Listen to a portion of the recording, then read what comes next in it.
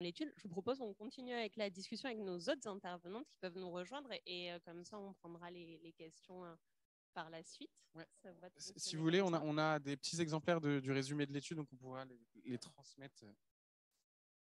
Alors, nous rejoignent Pasquine Constant, qui est directrice d'Incubator, Catherine Philibert et Johanna Rivière, qui représentent Femmes du numérique pour Numéum aujourd'hui. L'idée, c'était ça, sur la base de cette étude, discuter des leviers finalement pour répondre un petit peu aux différents constats qui ont été évoqués. Donc, tu en as déjà mentionné certains, Florian. Moi, j'avais noté ça de l'étude, qu'il y avait un enjeu que les femmes, les jeunes filles étaient moins informées sur les métiers numériques, les connaissaient moins, avaient des a priori, tu disais, ennuyeux, solitaires, enfin voilà, avec des a priori de ce type-là. Un des enjeux, c'est de mieux informer, de communiquer, y compris dans les lycées, que ce soit de la part des écoles ou des entreprises. Alors, je sais que justement, Femmes du numérique intervient sur ce volet-là. Donc, peut-être je me laisse dire en 2 mots ce qu'est la structure et puis comment vous travaillez sur le sujet. Ça marche? Oui, merci. Oui, ça marche là? Voilà. Donc, oui, donc Johanna et moi, nous représentons Femmes du numérique dans la région du Grand Est et nous conduisons donc un certain nombre d'actions, mais on se concentre à 3 niveaux principaux. Donc, Femmes du numérique, pour ceux qui ne connaissent pas, est une émanation en fait de Numéum, qui est l'organe professionnel des métiers du numérique. Et donc, nous intervenons à 3 niveaux. Donc, à ce niveau dont on vient de parler, nous intervenons dans des collèges pour organiser des matinées, ateliers. Et nous emmenons avec nous des professionnels du numérique, alors des femmes, mais aussi des hommes. Parce que moi, je pense que si quelque chose est à faire, il faut que les hommes disent aux filles bienvenue, et il n'y a aucune raison, mais aucune raison logique que vous ne veniez pas nous rejoindre dans les métiers du numérique. D'ailleurs, quand on parle avec certains dirigeants de SN, ils vous disent moi, je voudrais bien embaucher des femmes dev, mais il n'y en a pas. Il n'y en a pas parce que s'il y en a aussi peu dans les écoles, évidemment, ça s'explique. Mais ce qu'on leur dit également, c'est qu'il n'y a pas que développeurs. Il y a des métiers de la data, il y a des métiers du marketing, les métiers de la communication. Vous ne pouvez plus ignorer le numérique maintenant. Il y a des tas de métiers et on fait témoigner des tas de personnes pour leur dire non, ce n'est pas la capuche dans la cave à se promener sur le darknet. Ce n'est pas ça. Pas que ça, on va dire. Voilà. On intervient à un second niveau qui est également le niveau de la reconversion. Donc, en faisant signer à des entreprises du secteur un manifeste pour favoriser l'embauche, favoriser l'inclusion de femmes en reconversion, parce que si le numérique fait disparaître un certain nombre de métiers, il en génère d'autres. Et ces autres métiers sont de formidables opportunités pour des femmes. Par exemple des métiers de l'IA et des métiers de la data. Et puis enfin, troisième niveau sur lequel jusqu'à maintenant nous n'intervenons pas énormément, c'est au niveau des femmes entrepreneurs. Il faut savoir que les start-upeuses, dans leur levée de fonds, en général, arrivent à lever la moitié moins de fonds que des hommes. Donc, il y a aussi, la route est longue dans ce domaine-là, mais bon, comme on dit, la route est longue et la voie est libre. Si tu veux rajouter quelque chose, par rapport du coup à Femmes du numérique, effectivement, on intervient je vais revenir peut-être sur le premier niveau avec nos actions au sein des collèges et des lycées.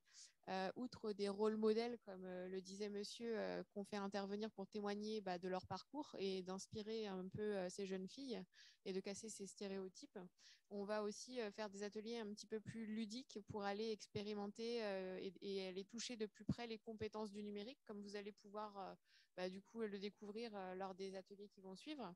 Du coup, on fait ces ateliers sur demande du coup des proviseurs des lycées ou des collèges. Là, principalement, on a été plutôt sollicité par des collèges, mais on est ouvert aussi à aller en lycée. Par rapport au parcours et à l'orientation, il y a quelque chose d'important à relever, c'est qu'aujourd'hui, le bac il y a eu une réforme et il y a eu des options maintenant qui sont à prendre en lycée, du coup, au niveau de la première, je crois, en fin de seconde.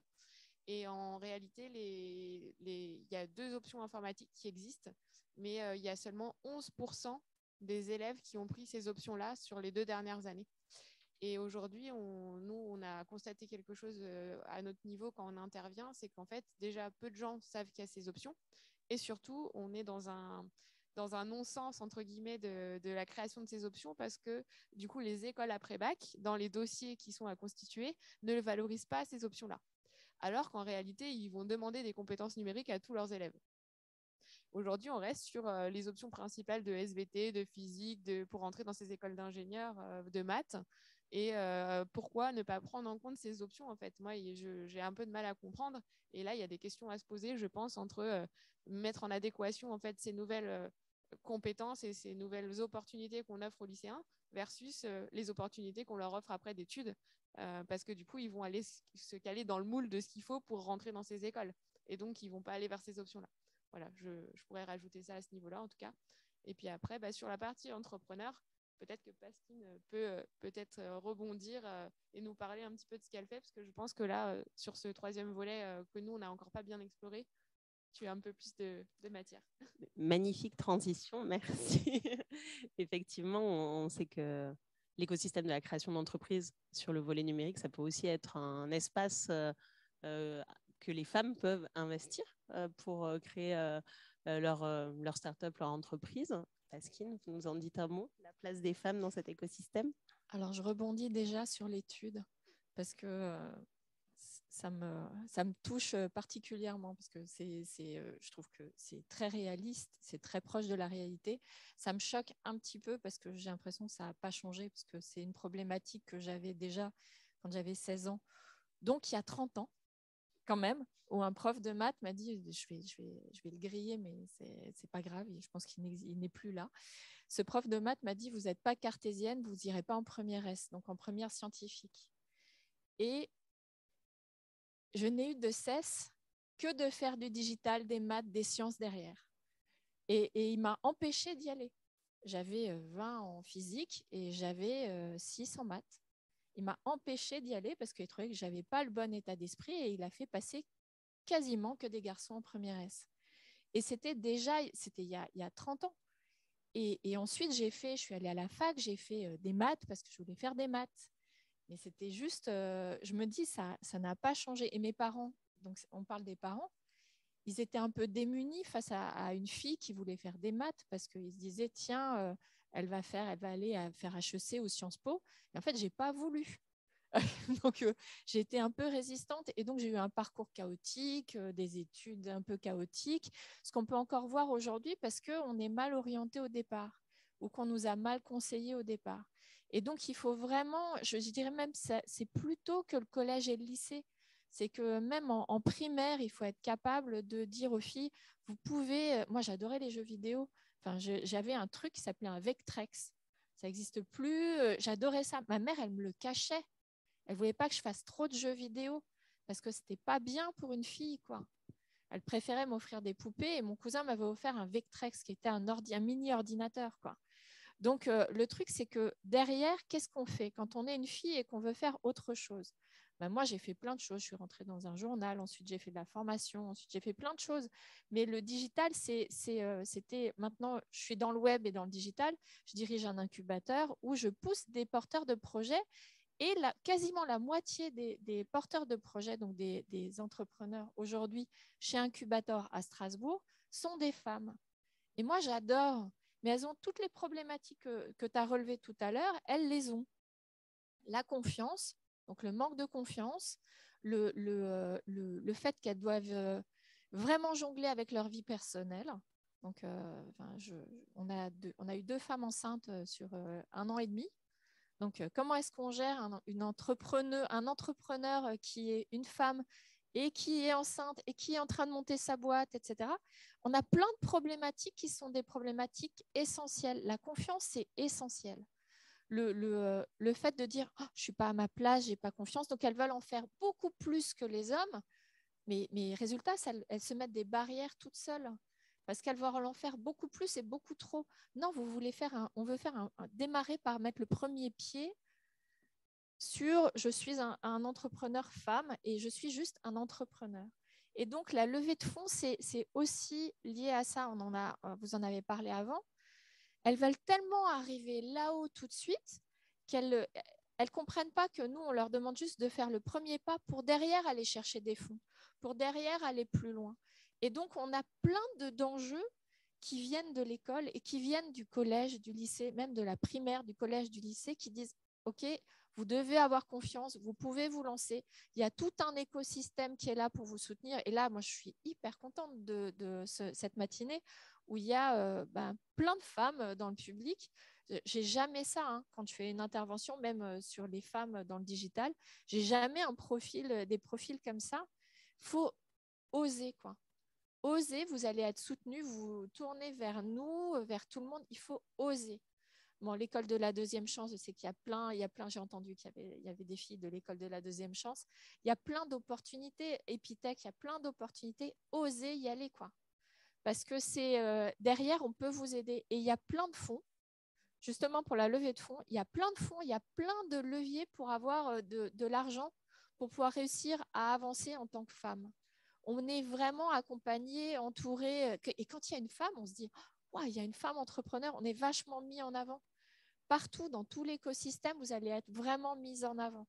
Donc, il faut oser. Et dans les entrepreneurs, là, ça apporte beaucoup, on cherche toujours de la diversité dans tous les sens. Ça apporte beaucoup de diversité quand on a des femmes entrepreneurs. Parce que, et nous, on travaille beaucoup en intelligence collective parce que c'est un open space. Et le regard des femmes est toujours un petit peu différent du regard des hommes. Et les hommes, ils sont hyper contents d'avoir des femmes dans l'écosystème et de pouvoir échanger avec ces femmes-là. Donc, voilà, c'est oser vous lancer. C'est essentiel, c'est clé, il ne doit pas y avoir de barrière et normalement, il n'y en a pas. Si vous commencez à y aller, allez-y, quoi. Vous allez être soutenu, écouté, participer aux événements. Moi, j'adore avoir une table ronde avec des femmes, quoi. C'est toujours, à chaque fois, je dis, mais pourquoi est-ce que J'étais à la French Tech East, il y avait 2 femmes qui ont témoigné sur 15 femmes, sur 15 hommes. Il y avait 2 femmes qui sont montées sur scène. Oui, mais elles n'ont pas pu, il y avait la famille, etc. Et on doit avoir des femmes qui sont mises en avant. Et les rôles modèles, c'est hyper important. Et quand elles sont dans les écoles, rentrer dans les écoles, c'est hyper important.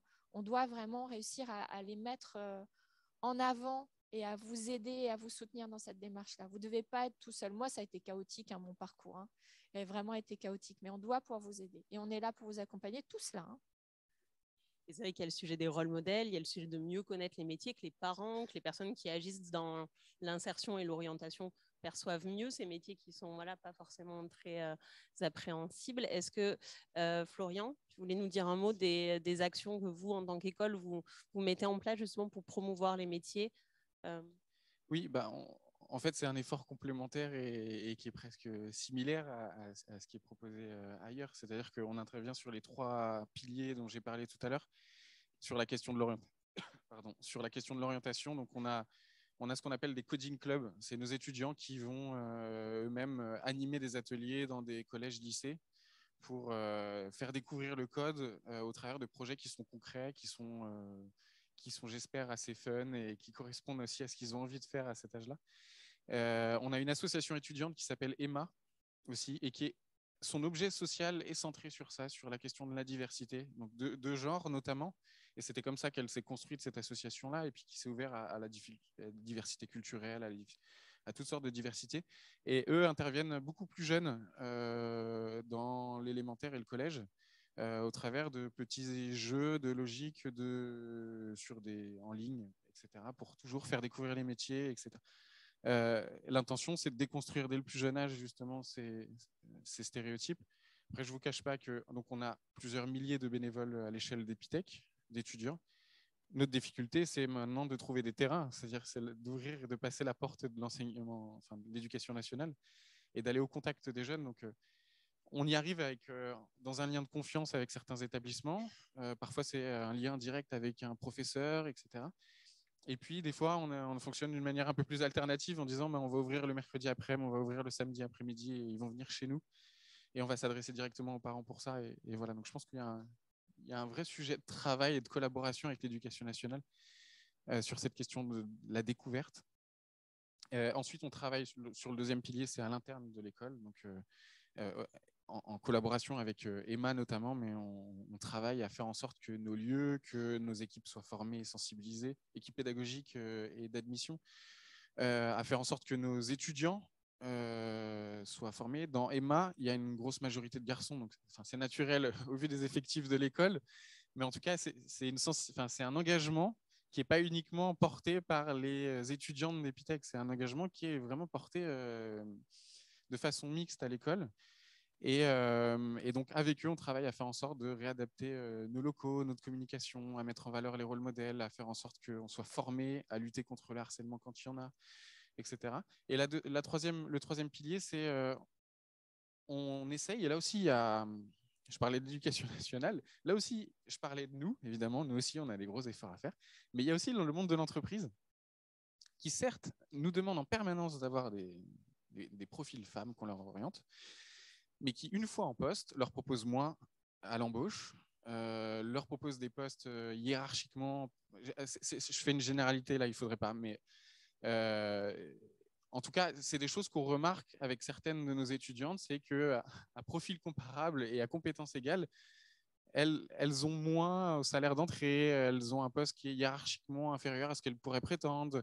Peut-être qu'il y a des évolutions professionnelles aussi qui sont un peu plus lentes, etc. Donc, on a alerté certaines de ces entreprises-là qui nous ont dit que clairement, c'était un sujet sur lequel elles avaient besoin de travailler. Et donc, on essaie de nouer ces partenariats-là pour qu'elles interviennent plus tôt dans l'école en identifiant les profils et en les intégrant assez tôt dans l'emploi. Et puis ensuite, nous, à les accompagner sur les premières années dans l'entreprise de nos alumni. Voilà. Donc, c'est un travail un peu transversale qui mobilise l'ensemble de nos étudiants et nos équipes.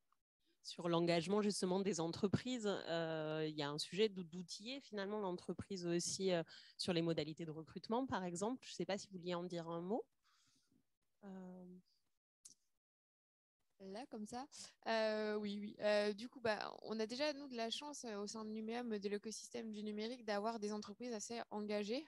Et du coup, il y en a dans la salle qui sont là et qui régulièrement, nous soutiennent tant sur du coup, ces journées au sein des collèges et lycées pour venir faire témoigner des rôles modèles qu'elles ont embauchés, mais également aussi au travers Numérique Emploi Grand Est, qui est une association que je vous conseille d'aller visiter un petit peu le site internet et de regarder ce qu'on fait. C'est au travers nos actions au sein de Numéum. Cette association a pour but d'aider les personnes en reconversion avec des formations accélérées vers ces métiers-là, de les accompagner à la fois dans clarifier leur projet professionnel vis-à-vis de ces métiers et ensuite de pouvoir engager des actions de formation qui sont cofinancées avec des acteurs locaux et pour lesquels les entreprises du secteur sont partie prenante pour les prendre en stage en tout cas et potentiellement les amener vers un emploi. Donc ça, c'était un point. Et j'en arrive du coup dans comment outiller l'entreprise. L'entreprise, elle a la possibilité aussi de passer avec des acteurs externes comme Numérique Emploi ou des écoles et de faire des relations écoles et de travailler sur des stages pour ensuite pouvoir effectivement transformer en CDD ou CDI ou tout autre contrat. Il y a de plus en plus de contrats d'apprentissage aussi, de contrats d'alternance. Miser aussi là-dessus, c'est des choses d'avenir. Ensuite, après, en termes d'outillage, il y a aussi travailler sur les biais de genre au niveau du recrutement. Former vos équipes de recrutement en entreprise. Je ne sais pas s'il y a beaucoup d'entreprises dans la salle, mais c'est très important. Il faut savoir que c'est quand même une obligation légale en réalité depuis 2009, je ne vais pas dire de bêtises, mais depuis plus de 10 ans, en fait, il y a une obligation tous les 2 ans de former toute personne qui est dans un processus de recrutement à ces biais, et notamment les biais de genre. Tout ce qui va être du coup lié à la discrimination à l'embauche. Voilà. Si sans en parler trop de choses, on pourrait aller très loin, mais je pense que ça suffit pour aujourd'hui. Je vais rajouter un tout petit quelque chose, notamment justement dans ces obligations légales. Il y a notamment, si vous le connaissez, cet indice de la mixité, donc qui mesure finalement cette équité, on va dire, entre les hommes et les femmes, et qui prend en considération dans les 10 premières rémunérations de l'entreprise la part d'hommes, la part de femmes, et qui s'assure bien entendu, qui est déclaratif. Tous les ans, on doit le déclarer au mois de mars, je crois, et c'est un pourcentage. Et donc qui tient compte de ce type de données-là, la parité dans les métiers d'encadrement, au niveau salaire également. Et ça, alors bon, est-ce que c'est quelque chose qui fait avancer dans le bon sens? On ose le croire, mais c'est voilà, quelque chose qui va, on espère, justement rétablir, vous connaissez ce fameux cliché du 5 novembre, date à partir de laquelle les femmes commencent à travailler gratuitement. Je finirais peut-être juste avec un cas d'exemple sur sur les entreprises qui vont au-delà en fait du cadre légal effectivement de ces indicateurs-là et qui les mettent du coup en action et qui valorisent leur politique d'inclusion. Notamment la société S2I, si je peux la citer ici, qui pour moi fait un travail qui est à saluer sur la politique d'inclusion et tant sur la partie femme mais toutes les autres discriminations qu'il peut y avoir. Et ils ont travaillé sur des actions, mais aussi qui mettent en lumière au travers un indicateur. Il y a pas mal de structures qui mettent en place ces indicateurs. Du coup, là, je crois que c'est Mixity. J'ai découvert ça, c'était super sympa. Et derrière, en fait, on voit vraiment les actions qu'ils mettent en place et avec des chiffres. Voilà. Donc vous avez aussi dans les structures des structures qui vont mettre en avant tout ça. Donc aussi, si vous voulez aller du coup vers ces métiers-là et que vous avez peur de tomber sur des gens qui sont moins ouverts que d'autres, regardez un petit peu ce qui se passe sur les sites parce qu'il y a des entreprises qui en parlent ouvertement et vous verrez clairement leur engagement en tout cas dans cette direction-là. Voilà. Merci beaucoup pour tous vos éclairages. On a un peu débordé par rapport au planning, mais je vous propose qu'on prenne 5 minutes de questions, réactions, s'il y en a dans la salle.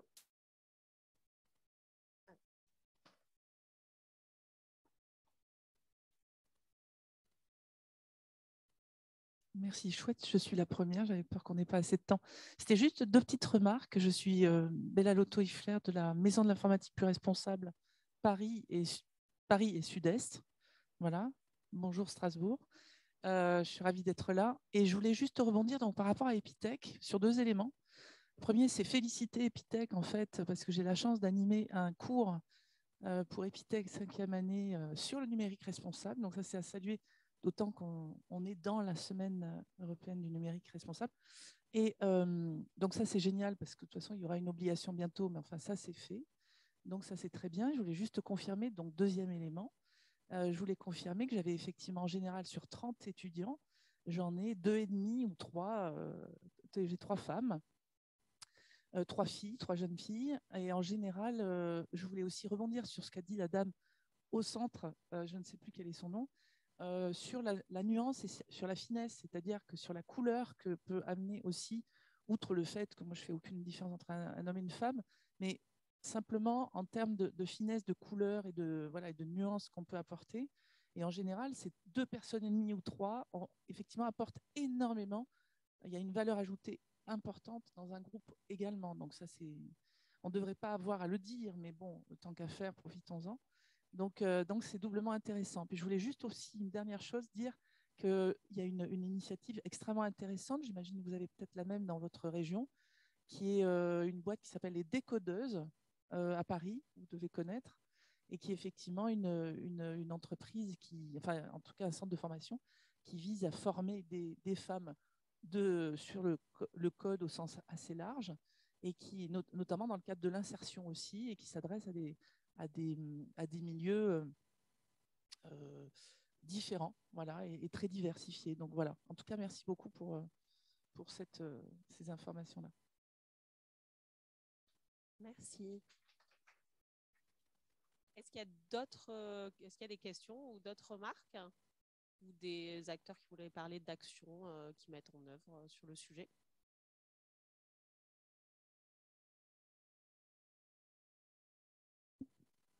Bonjour à toutes et à tous. Je suis Jamal Benawida, je suis l'ancien directeur de Nancomsi, qui est une agence Google Partner. En fait, on est spécialisé dans la digitalisation des TPE, PME. Et moi, j'ai fait une reconversion, je suis en pleine reconversion professionnelle dans le cadre de problèmes de santé par rapport à mon dos et choses qui n'ont rien à voir. Et ce que j'écoute qui est vachement intéressant, c'est qu'aujourd'hui, il faut savoir que dans 5 à 10 ans, il y a énormément de métiers dans le domaine du digital et du numérique qui n'existent pas encore aujourd'hui, mais qui seront là demain. Et il sera extrêmement important justement que mesdames, que les jeunes filles et femmes prennent partie prenante par rapport à ça, parce que c'est ce qui va faire avancer la société. C'est extrêmement important. Et un point extrêmement important aussi, en parallèle du numérique et du digital, il faut se former à la négociation. Parce que quand vous allez rentrer dans une entreprise pour proposer votre profil, il va falloir avoir justement des leviers, des biais supplémentaires dans la négociation qui peuvent aussi vous aider et à justifier votre expérience, parce qu'aujourd'hui, il ne doit y avoir aucune différence entre les hommes et les femmes en termes de salaire à compétences équivalentes. Merci. Merci beaucoup. Je vous propose qu'on en reste là peut-être pour ce temps d'échange, sachant que ça va continuer toute la matinée. Donc, s'il y avait d'autres questions ou remarques, il y aura l'occasion d'en parler. Merci beaucoup pour les présentations et vos interventions. Je vous dis un mot de la suite du programme. On se retrouve dans 10 minutes à 10h20 ici avec une première table ronde avec un groupe d'étudiantes qui vont parler justement de leur parcours d'études dans le champ du numérique. À chaque fois, ça va durer 20-25 minutes, les séquences de témoignages. À 10h55, il y aura un groupe d'entrepreneuses qui ont fait de la tech leur job. Donc, voilà. Et à 11h30, un groupe de professionnels du numérique avec plusieurs développeuses, notamment de différentes entreprises qui seront là. En parallèle, on a un atelier à 10h30.